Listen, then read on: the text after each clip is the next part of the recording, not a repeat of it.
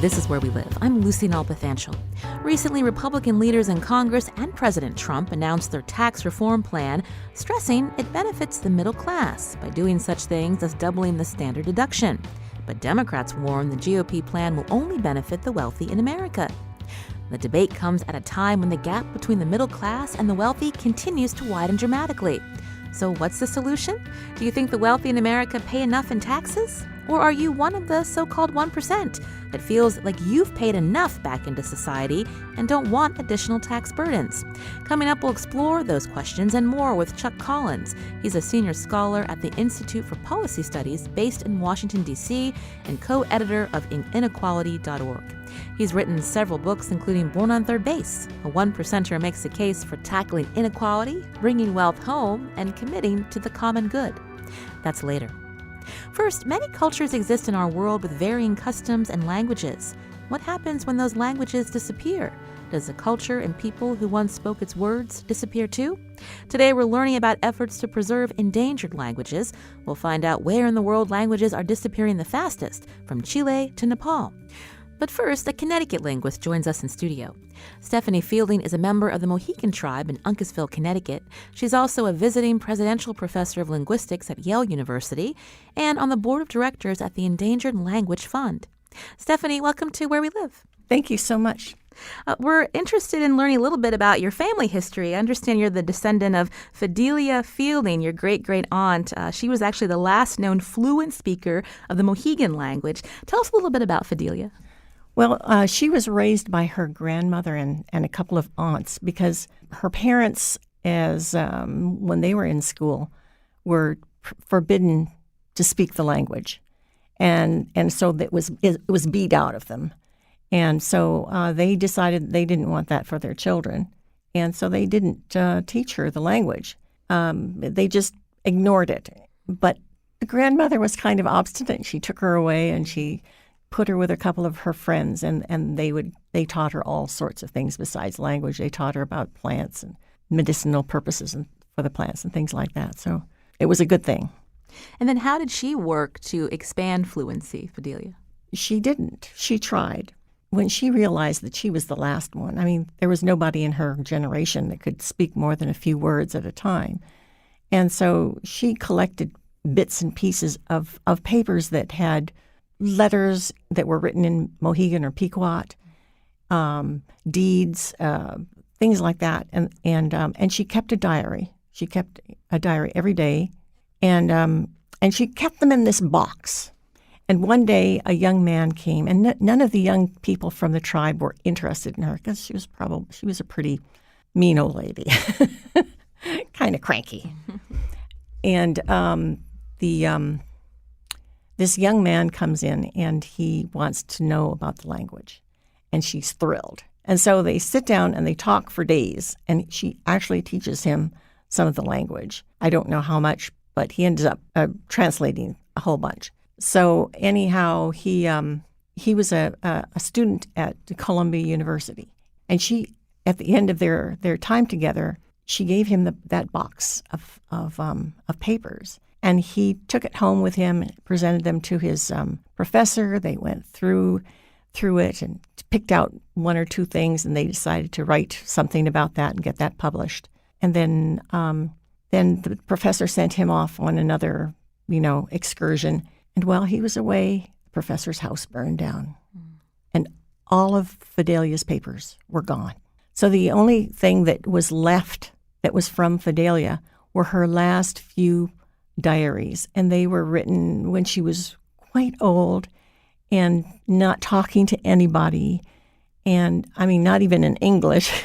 And so her language was going, and what she wrote was very simple, like, "It's a clear day today.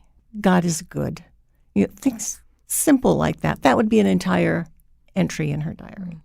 So because she was the last fluent speaker of Mohegan, can you give us an idea of when the language started to disappear? As soon as she died. She died, well, actually before she died, because she was the only person that was speaking at that point. What year was this? She died in 1908. So it's been more than 100 years now since she passed away. And we've been working on it since when the tribe started getting a revenue stream through the casino. They made 3 goals. One was to have elder housing obviously for the elders of the tribe.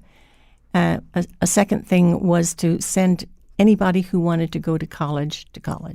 And the third was to get the language restarted. And so they started working on all of these things. And unfortunately, there was some resistance about the language. So it's been up and down. People have been really full of it, and tried real hard. And when Lynn Malerba was appointed chief, she asked me if I could translate some prayers for her. And she does just a beautiful job. She reads them, and she's fills my heart with joy when I hear her read a prayer in Mohegan. Now, I believe we have a recording of a traditional Mohegan harvest prayer. Let's hear that.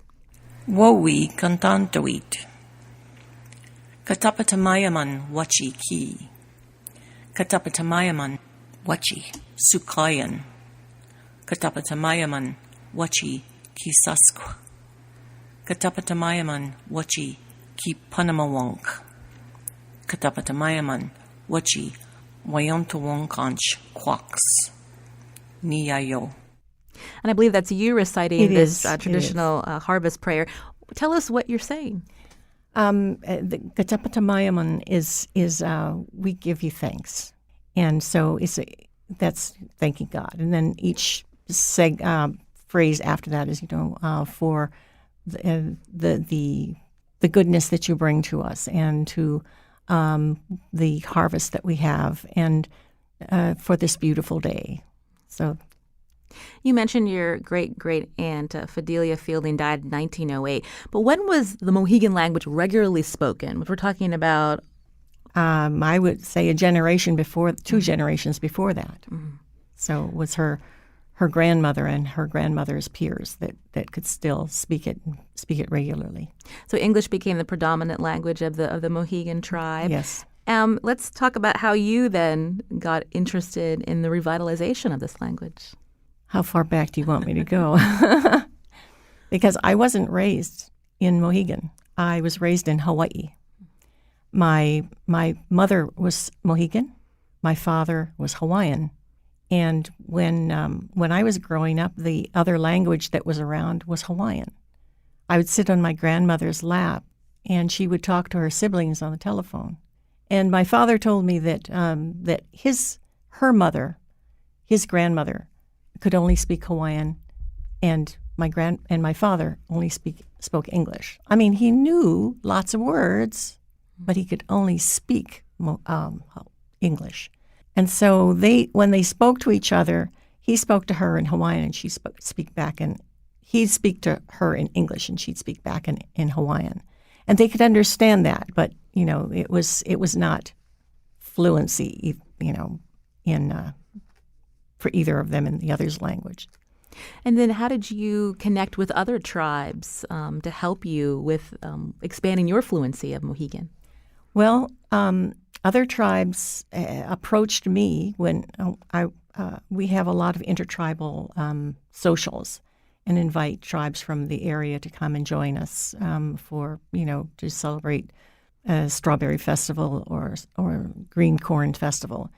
And or the winter, and when they're there, there's usually a prayer and to start things off. And I said the prayer once, and someone came to me from the Unkachags and said, "I hear that you've been working on the language for a while." And I said, "Yes." And he said, "Would you come and teach us Mohegan?" And so I went over to Long Island. And we talked about it, and it turned out to be just too expensive in time and money to do a weekly class. So we did it online, and we had a video feed with Cisco, and we had people there locally, and then people remotely on more than just Long Island because we had someone in England and someone in New Brunswick and someone in Colorado. So there were people all over the place taking this class, and made my heart feel good. This is Where We Live. In studio with us is Stephanie Fielding, a visiting professor of linguistics at Yale University, a descendant of the last fluent speaker of Mohegan. And she's involved in the resurrection of the Mohegan language today as we talk about endangered languages, not just in the United States, but across the globe. You mentioned earlier, Stephanie, that there were these 3 goals when the casino came about. One of them was to preserve more of the culture and the language, but there was some resistance. Why? It was work, and it was hard, and it wasn't what they were expecting. They were expecting that English was, or that Mohegan was just a different way of speaking English. And it's certainly a different way of communicating, but it's there's a different word for everything, except for skunk.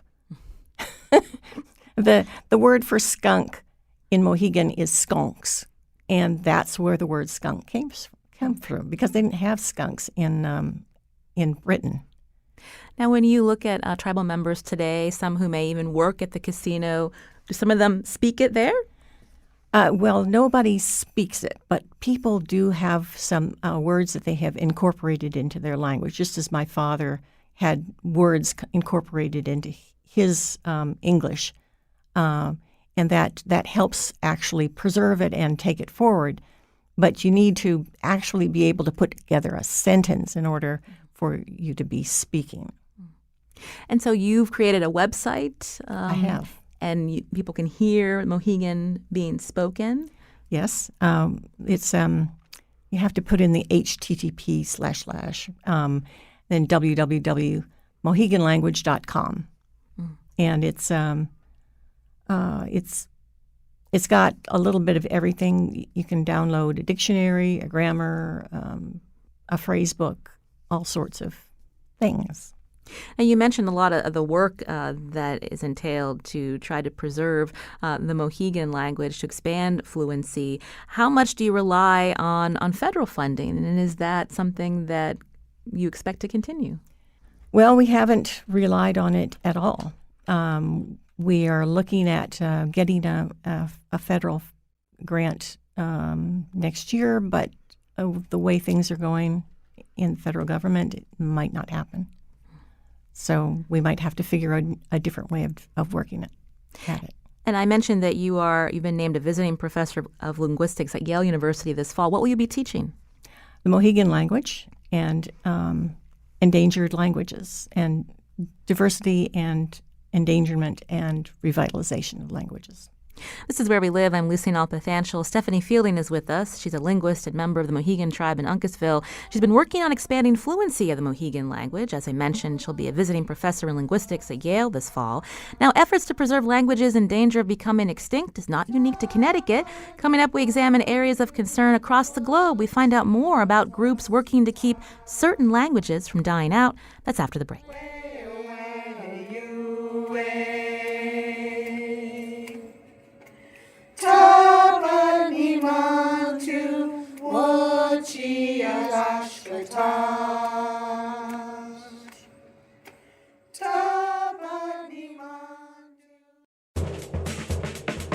I'm Tom Ashbrook. Coming up on the next On Point, California on fire, Iran deal on the line, a World War III warning, Weinstein ick.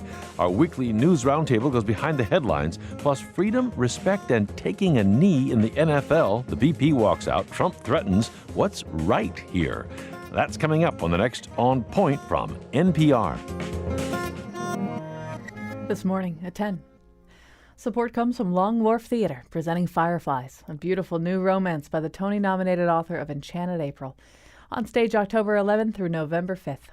Tickets at longwharf.org. And from the Harriet Beecher Stowe Center, presenting Spirits at Stowe, an otherworldly tour. Learn about Stowe's involvement with the paranormal and hear about mysterious events. Evening tours October 20th, 21st, 27th, 28th, and 31st. harrietbeecherstowe.org. Support also comes from Central Connecticut State University, holding a Graduate Studies Open House October 14th. CCSU offers a wide array of graduate and certificate programs. ccsu.edu/grad. Affordable, accessible, excellent. Graduate studies at CCSU. Mostly sunny today, highs near 66. Mostly cloudy tonight, lows around 53. There's a chance of showers tomorrow afternoon, highs near 71. And a chance of showers Sunday morning, highs near 80. You're listening to a rebroadcast of Where We Live. This is Where We Live. I'm Lucy Nalpathanchel. Now in studio with me today, Stephanie Fielding, visiting Presidential Professor of Linguistics at Yale University and Board of Directors at the Endangered Language Foundation, also a member of the Mohegan Tribe. And joining the conversation now is Ross Perlin, Assistant Director of the Endangered Language Alliance. Ross, welcome to the show. Thanks for having me. We were just speaking with Stephanie about her efforts to expand fluency of the Mohegan language. Tell us about your work in New York City with the Alliance. The Endangered Language Alliance is a nonprofit based in New York, and our mission is to document and to support endangered languages and minority languages both in New York City and beyond. So New York is, from what we know, the most multilingual place not only in the world, but maybe in the history of the world. There are something like 600 to 800 languages spoken just in the metropolitan area. That's about 10% of the world's total. And what we do is work with different communities that are interested in documenting, whether it's their music, their storytelling, their vocabulary, their grammar, or in some cases in doing some of the kind of work that Stephanie is doing, revitalizing languages or working with communities to maintain them. When you talk about preserving language, maintaining language, how do you do that? There's a variety of ways. I'm coming at it partly as a linguist and partly as an activist. From a linguistic point of view, the very first thing is to begin to document a language so that you sort of know what it is, and so can create teaching materials and media and potentially a writing system and the sorts of things which in kind of today's world really help a community to continue its language and get more kind of official status for its language. So that means creating a dictionary of a language. That means describing the grammar of a language, recording stories and transcribing and translating them, figuring out the sound system. So kind of sort of initial analytic work that linguists can really help with to sort of take the measure of a language so that then more materials can be created. Can you give us an idea specifically of a group of people you've worked with, collecting these oral histories? Over the last year and a half, we've been working with the Himalayan community in New York City, people from a kind of 5-country area, one of the world's great kind of linguistic hotspots, something like a fifth of the world's languages spoken in places like northern Nepal, Tibet, parts of China, Bhutan, northern India. And recently, in the last few decades, a community has formed in New York, which is almost kind of a microcosm of the diversity of the Himalayas. So dozens of languages spoken, especially in Queens and to some extent Brooklyn. And so we've been working at kind of the initiative of people in the community who said, wow, these are languages that our elders are speaking. Their stories, the generation of people who came from very small villages in pretty remote valleys, now living in New York City. So obviously a lot of kind of language contact and a lot of language change, difficulty in kind of maintaining those languages and traditions. And so we worked with them to record oral histories, life stories in something like 15 of those languages. And these are some languages which are only spoken by a few thousand or in some cases a few hundred people, and that have been pretty sparsely documented in the past. So is it difficult to differentiate between a language and a dialect? I mean, how do you go about doing that? Well, the old kind of famous quote is that a language is a dialect with an army and a navy, which I think reflects the political side of this. Something kind of gets to be considered a language often if it has government support, if it's kind of official, if it's used in education systems. So there's a very political kind of side to it, which is what you see when kind of nation states have come into being over the last century or two. That really kind of allows things to call themselves a language. Now, from a linguistic point of view, the criterion that people hold by is called mutual intelligibility. So basically, can two people who are speaking, two kinds of language varieties, how well can they understand each other? And if they pretty much do understand each other, it's kind of different. But, let's say 80% or more, then people talk about it as two dialects of the same language.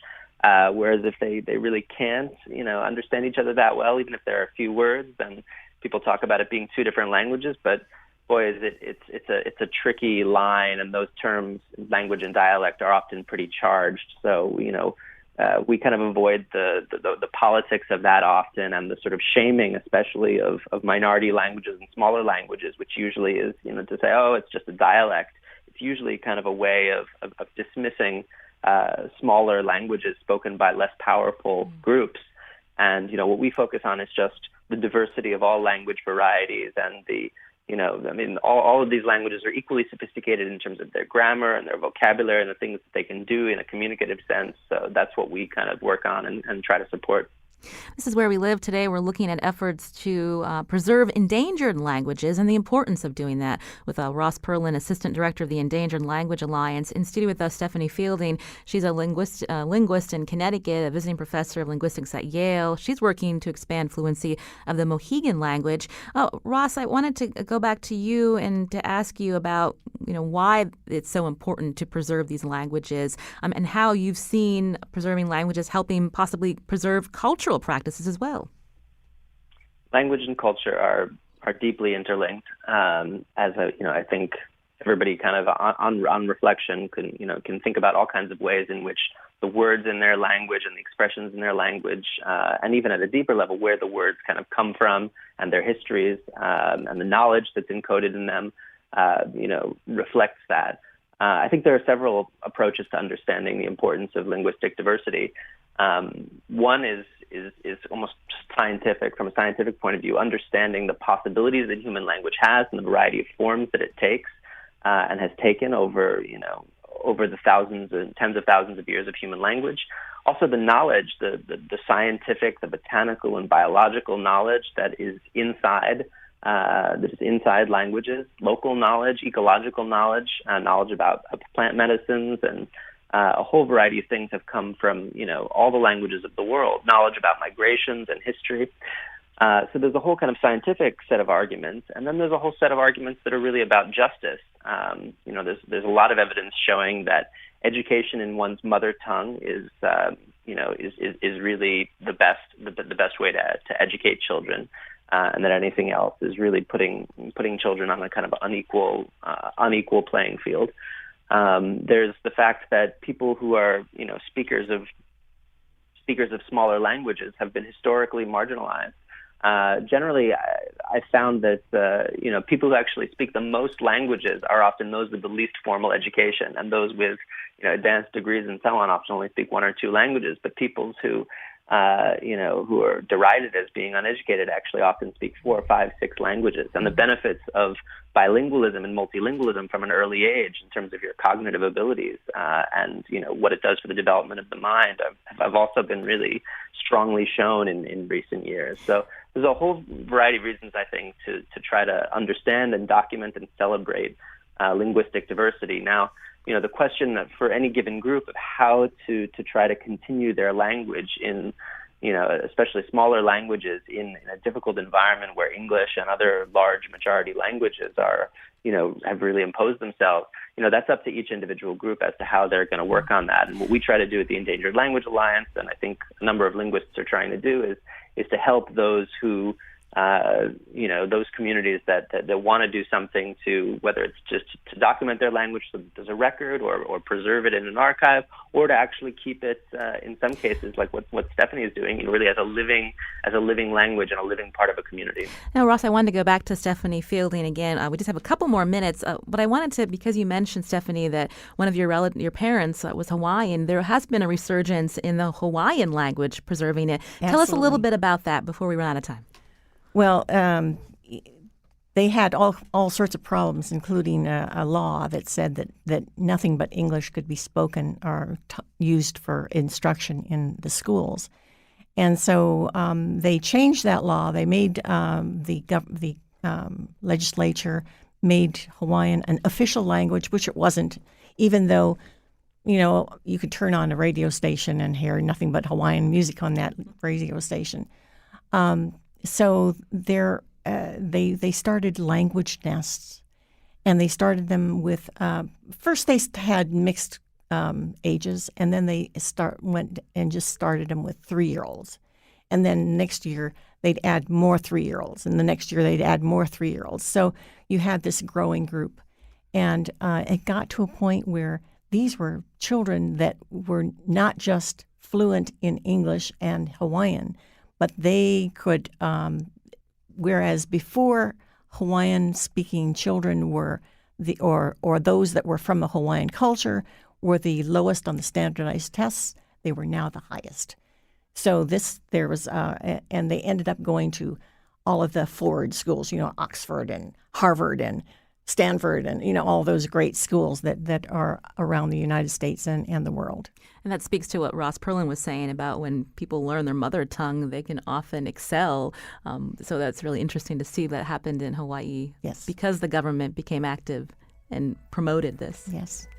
Stephanie Fielding is a visiting presidential professor of linguistics at Yale University. She's also a member of the Mohegan Tribe in Uncasville, Connecticut. We also heard from Ross Perlin, assistant director of the Endangered Language Alliance. This is Where We Live. I'm Lucy Nalpathanchel. When we come back, Chuck Collins joins us. He's a senior scholar at the Institute for Policy Studies. He's also the author of Born on Third Base. A one-percenter makes the case for tackling inequality, bringing wealth home, and committing to the common good. Coming up, we're going to take a closer look at that book. But first, it's WNPR's fall fundraising campaign. If you appreciate Where We Live, here are two of my colleagues to tell you how to support this show. This is Where We Live. I'm Lucy Nalpathanchel. Let's talk taxes. Debate around tax reform in the U.S. often pits the rich against the poor at a time when the gap between the two continues to widen dramatically. According to the Institute for Policy Studies, the 20 wealthiest people own more wealth than, quote, the bottom half of the American population combined. What's the solution? Do you think the wealthy in America pay enough in taxes? Or are you one of the so-called 1% that feels like you've paid enough back into society and don't want additional tax burdens? You can join the conversation. Find us on Facebook and Twitter at Where We Live. You can also email wherewelive@wnpr.org. Now, Chuck Collins has an interesting perspective. He's a senior scholar at the Institute for Policy Studies in Washington, D.C., and co-editor of inequality.org. He's written several books. The one we're focusing on today is Born on Third Base. A one-percenter makes the case for tackling inequality, bringing wealth home, and committing to the common good. Chuck joins us from the studios of WGBH in Boston. Chuck, welcome to Where We Live. Thanks for having me, Lucy. Now, you've written several books, but for listeners who may not know about your work, they'd probably recognize the name of your great-grandfather, Oscar Mayer. That's right. My dad used to say bringing home the bacon meant something different in our family, which is true. But yeah, I'm in fourth generation of a great 1880s founded business.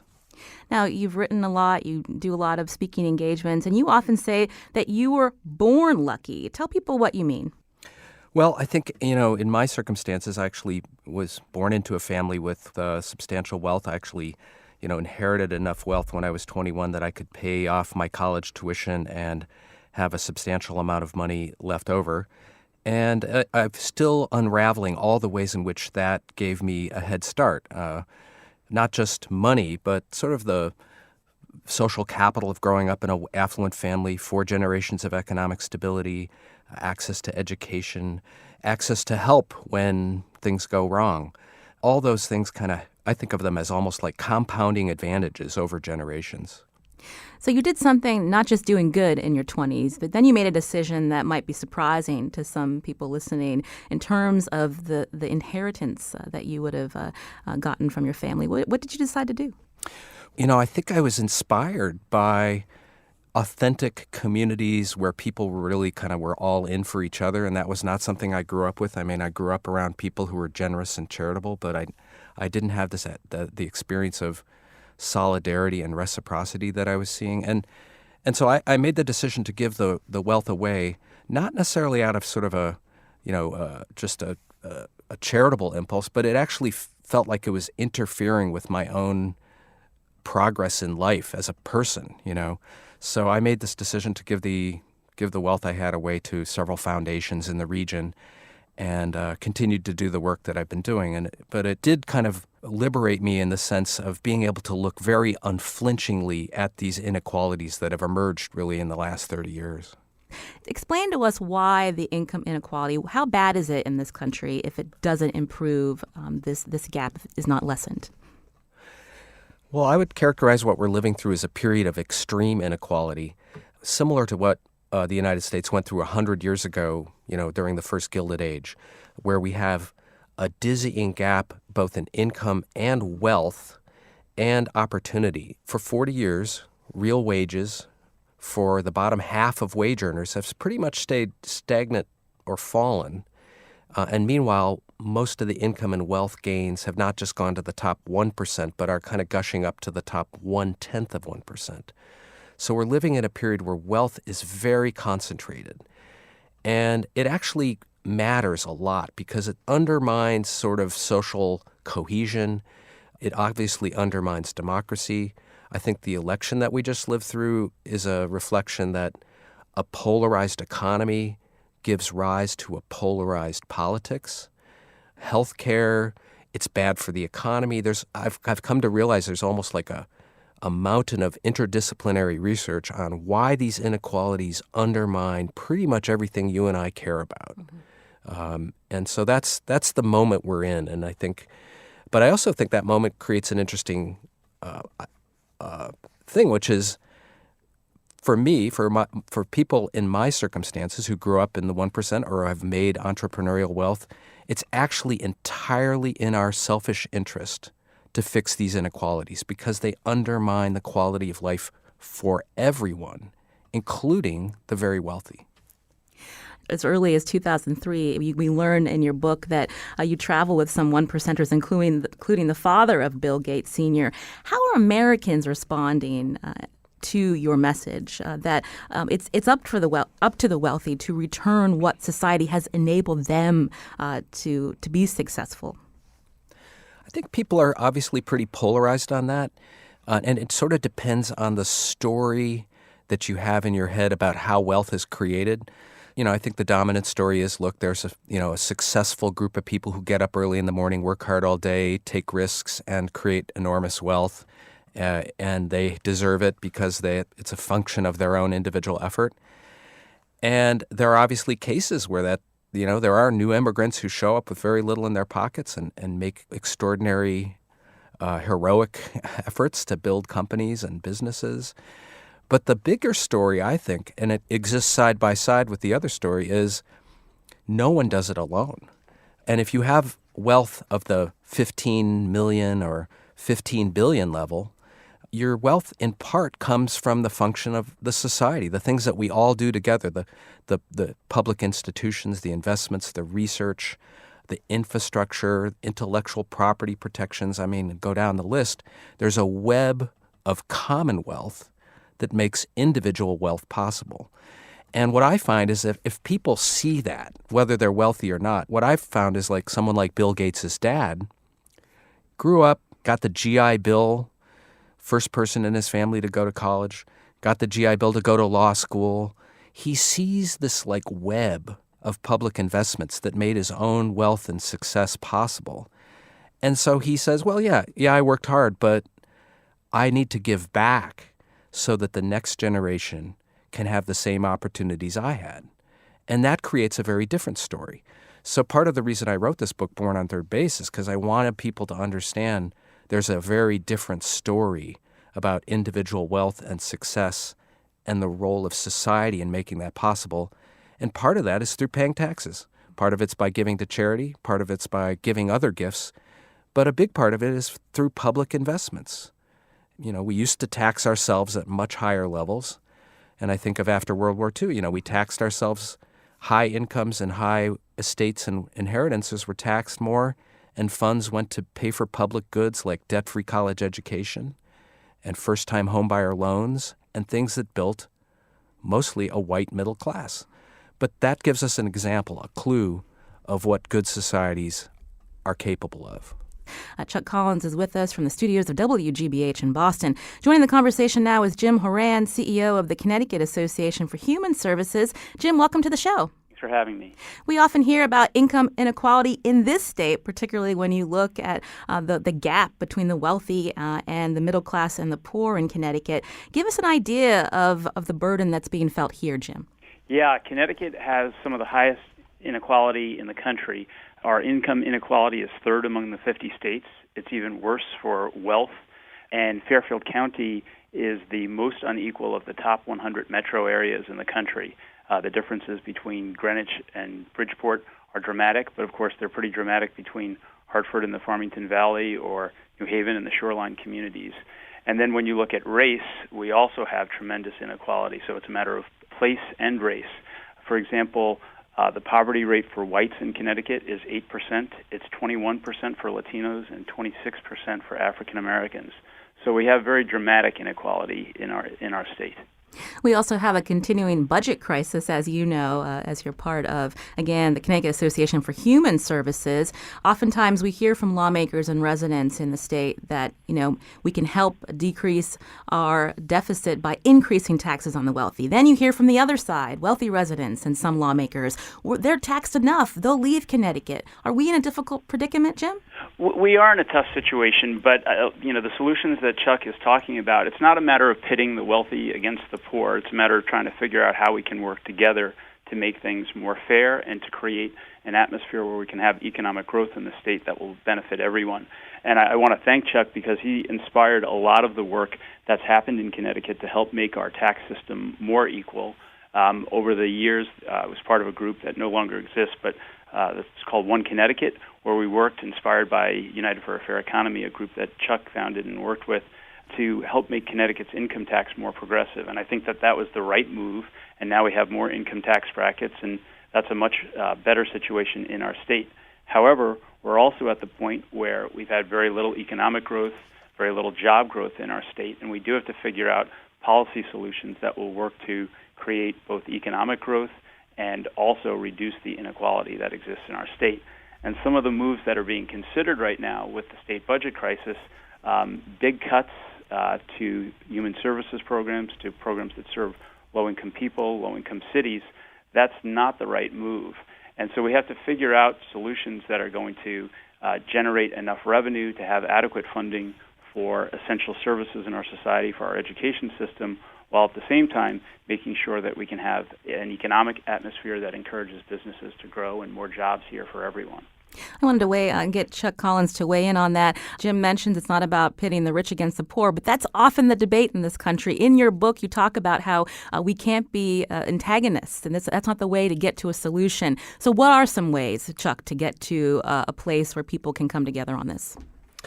It starts with realizing that if you're a wealthy resident of Connecticut, it's entirely in your interest to have a state and have communities where people have adequate access to jobs and decent incomes, and that these extreme inequalities are really undermining them. There's all kinds of research that just shows it's bad for the health of local communities, and it's bad for rich people. So that's part of it, is to realize. And I like to say, look, it's time for the wealthy to come home and commit to place, because over the last 20, 30 years, we're seeing wealth moving rapidly around the world, capital moving offshore. Huge amounts of wealth is being hidden in offshore tax systems or in complicated trusts that mask who benefits, who owns the wealth. That's taking money out of the public sphere, out of the communities. Bring the wealth home. Bring it back to Connecticut. Invest it in local communities, in the local economy. Build a healthy regional food system, a local energy system. Revitalize our cities and communities. It is in our interest, everyone's interest, to do that. I want to fit in a listener call. John's calling from Terryville. John, you're on the show.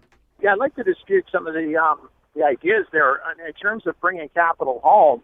How are you going to bring capital home if we're taxing it at the highest rate?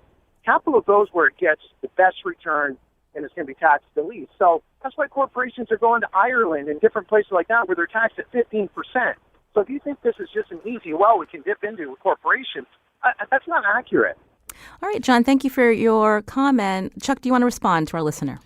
We have a statutory corporate tax rate of 35%. But the effective rate, the rate that corporations actually pay, is closer to 19%, which is below the global average. And it's true. Ireland has created these tax breaks. A number of countries have created kind of loopholes that U.S. corporations are using to move their patents and subsidiaries overseas and play this kind of shell game to avoid taxes. What I would say to John is there is several hundred global corporations that are paying 0 or under 5% in terms of taxes. The reason they're leaving this country is because they don't want to pay any taxes anywhere. So the solution is to have global treaties with other countries that say, look, global corporations shouldn't be pitting countries against each other to pay 0, and that we should have a basic uniform.